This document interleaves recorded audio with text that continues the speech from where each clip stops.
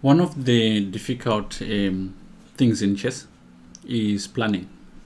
Now, planning consists of two things. It consists of, first of all, coming up with a plan for the position and then executing it. The details of how you go about it can be very difficult, but it helps a lot if you maybe start with a simple position. Let's say, for instance, we start with a position like the one we have in front of us. So the first part is figuring out what plan will work.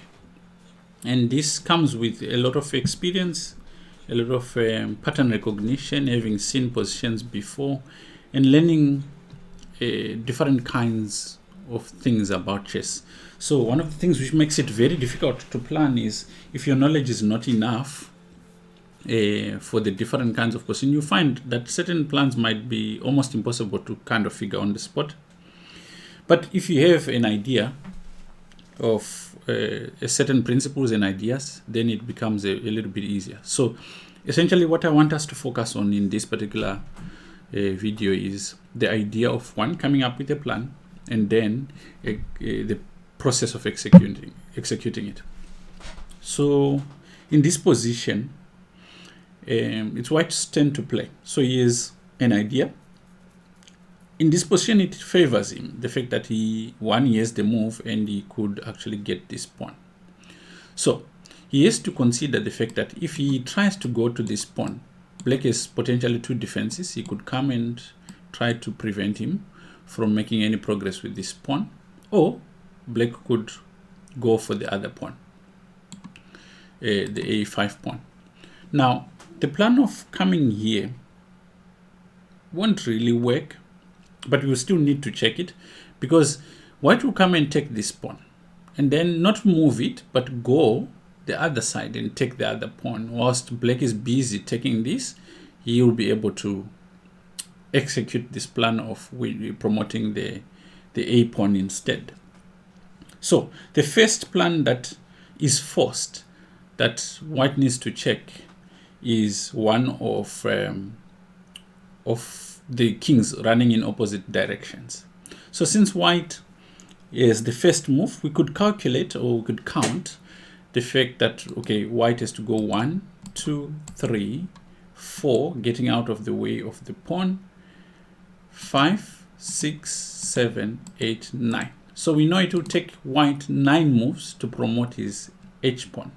Now we need to look on the Black side and see how many moves it will take him to take this pawn and promote the a pawn.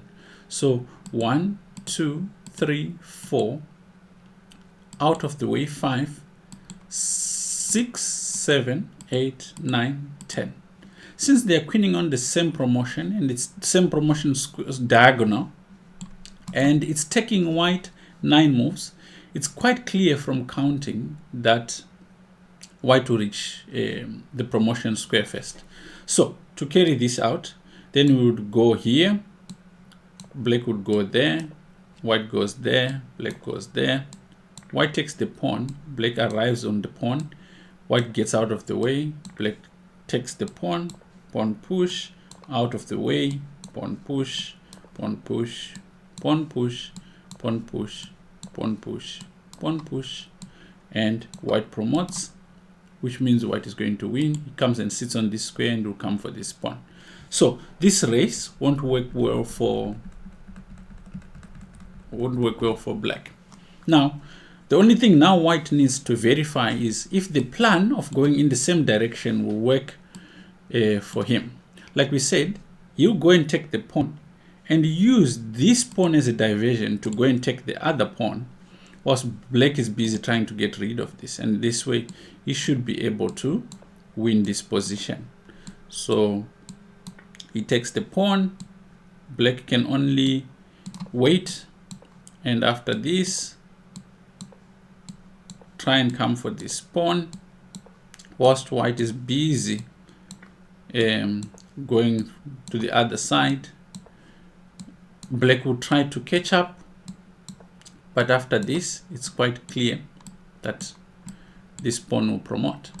So what we just experienced now is what a player goes through when planning.